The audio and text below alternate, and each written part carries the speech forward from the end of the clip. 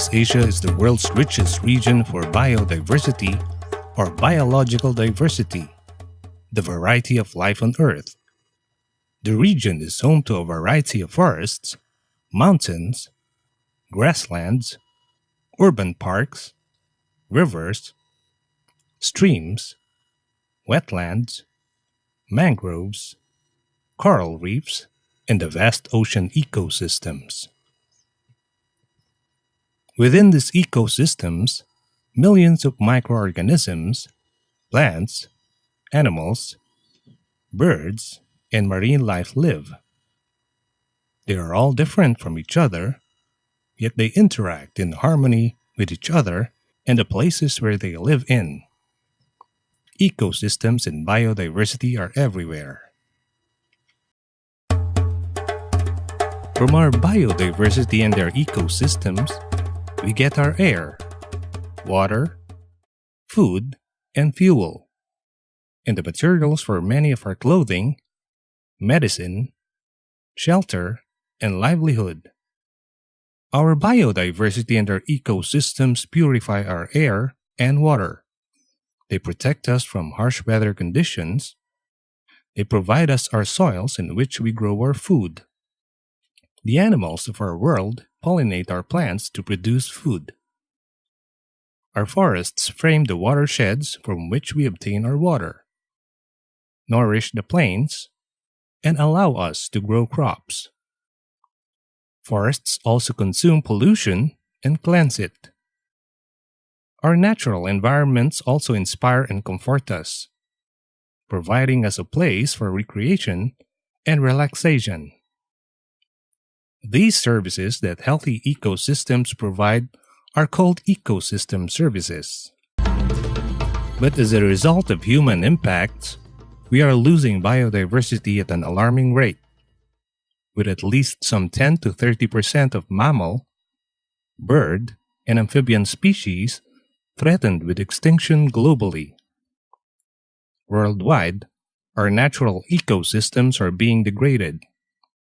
The United Nations estimates that the cost of degradation to the global economy is at least $6.6 trillion a year, which is about 11% of GDP. This cost is expected to grow to $28 trillion a year by 2050. The definitive global study, The Economics of Ecosystems and Biodiversity, known as TEEB, reports that we are currently destroying forest ecosystem services that may equate to annual losses of up to $4.5 trillion. Many countries are beginning to factor natural capital into some areas of economic and social life with important returns, but this needs rapid and sustained scaling up.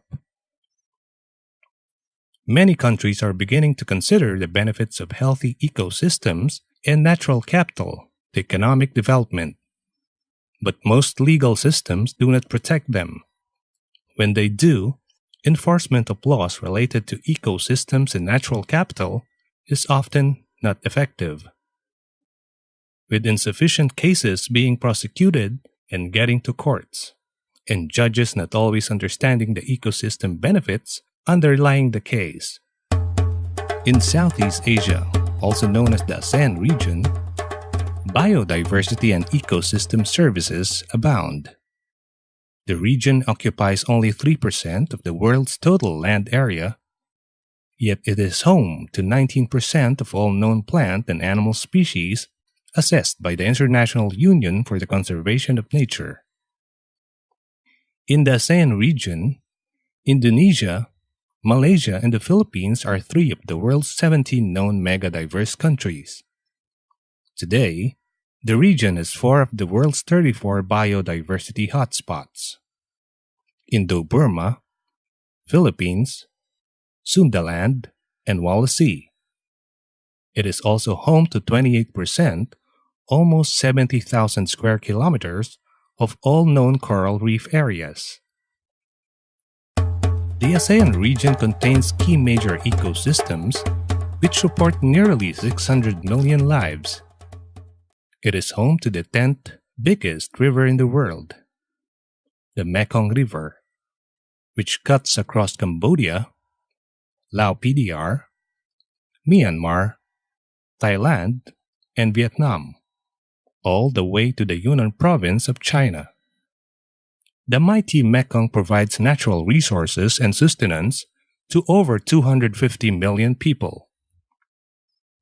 The Coral Triangle encompasses 6 Indo-Pacific countries of Indonesia, Malaysia, Philippines, Solomon Islands, Papua New Guinea, and Timor-Leste.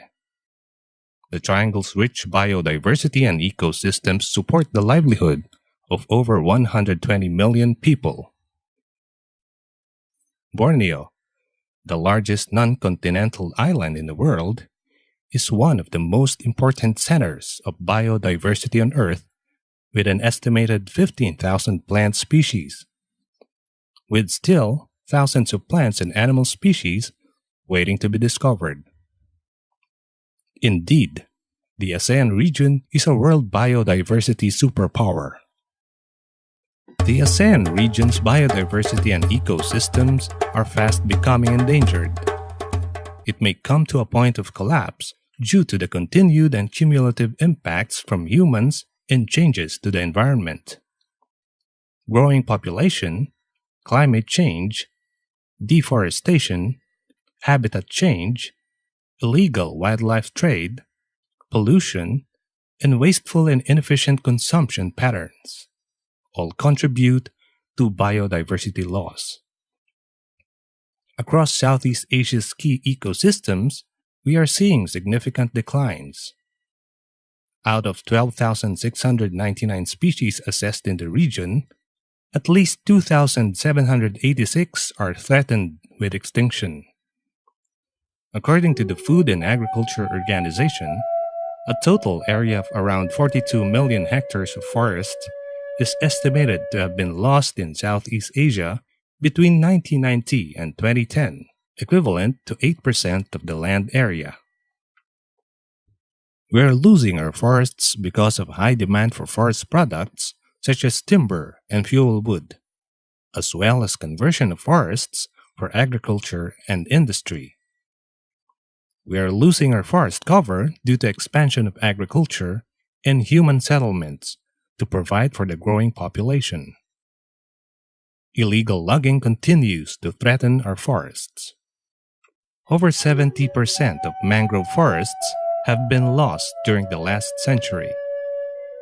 Changes to mangrove ecosystem services in Southeast Asia under the current rates of loss during the period 2000 to 2050 would forego annual financial benefits in 2050 of about $2.2 billion.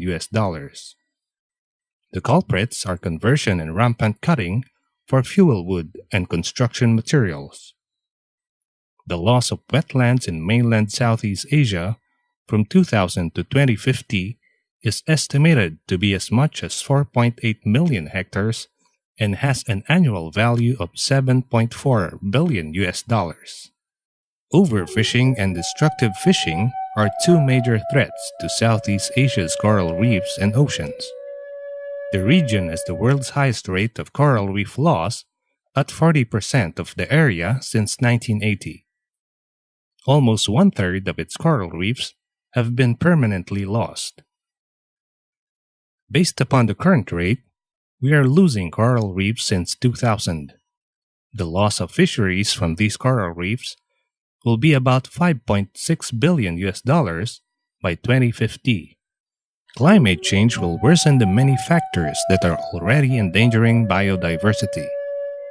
Climate change exacerbates poverty, accelerates biodiversity loss, and disrupts ecosystems' resilience. Poverty compels the poor to exploit the environment unsustainably. Invasive alien species are plants, animals, or microorganisms that have been introduced to areas outside their natural distribution. They outcompete and displace an area's native species. Globally, the cost of damage caused by invasive alien species is estimated at $1.4 trillion per year. The ASEAN region is a prime target for the lucrative, multi-billion-dollar global illegal wildlife trade. It ranks fifth largest in the global illegal trade. According to ASEAN WEN, the Association of Southeast Asian Wildlife Enforcement Network, the scale of illegal wildlife trade is alarming. Market value of illegal wildlife trade is estimated at 10 to 20 billion US dollars annually. The region's rich biodiversity is particularly targeted. Poaching, transit, and consumption occurs in all ASEAN countries in varying degrees. A significant proportion of wildlife trafficked through Southeast Asia is purchased by wealthy consumers outside the region. Almost all wild species, birds, reptiles, and mammals, including illegally cut timber, are traded in Southeast Asia. The pangolin is the most heavily traded mammal.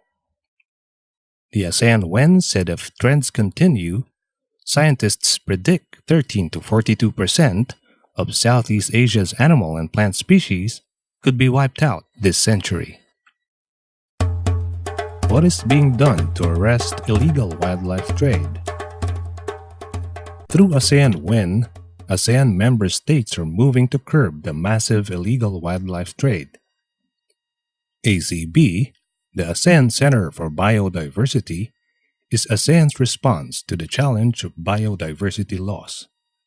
ACB brings together the biodiversity conservation efforts of the 10 ASEAN member states through cooperation and coordination with relevant national governments, regional, and international organizations. ACB is providing capacity building support to ASEAN WEN through its involvement in the ARREST program, Asia's regional response to endangered species trafficking, coordinated by Freeland Foundation and funded by the USAID. ACB developed the ASEAN Guidelines on Competence Standards for Protected Area Jobs, which is being used by ASEAN WEN and Freeland in their capacity building activities for law enforcers. Everybody is helping, working together to fight illegal wildlife trade. The Asian Development Bank has initiated a capacity building program to work with regional governments on laws and law enforcement for illegal wildlife trade. Since 2010, the Asian Development Bank has been supporting judges across the Asian region to strengthen their capacity to decide on environmental cases. At the first Asian Judges Symposium on Environment in 2010, then Indonesian Chief Justice Arifin Tumpah had the vision to invite other ASEAN Chief Justices to Jakarta for a roundtable on the environment, at which the ASEAN Center for Biodiversity also supported. The first initiative led to the Jakarta Common Vision for ASEAN Judiciaries, which seeks to promote cooperation among ASEAN judiciaries to deal with their common environmental and legal challenges, including the rapid biodiversity loss.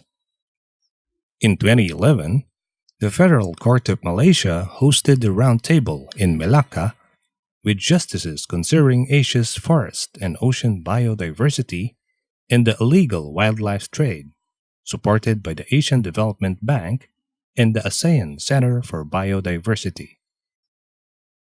The ACB provides an important source of resources for understanding ASEAN's common environmental problems and seeks to partner with the ASEAN Chief Justices and Roundtable and the ADB in informing ASEAN judiciaries on these issues and so strengthening the capacity of justices to decide environmental cases.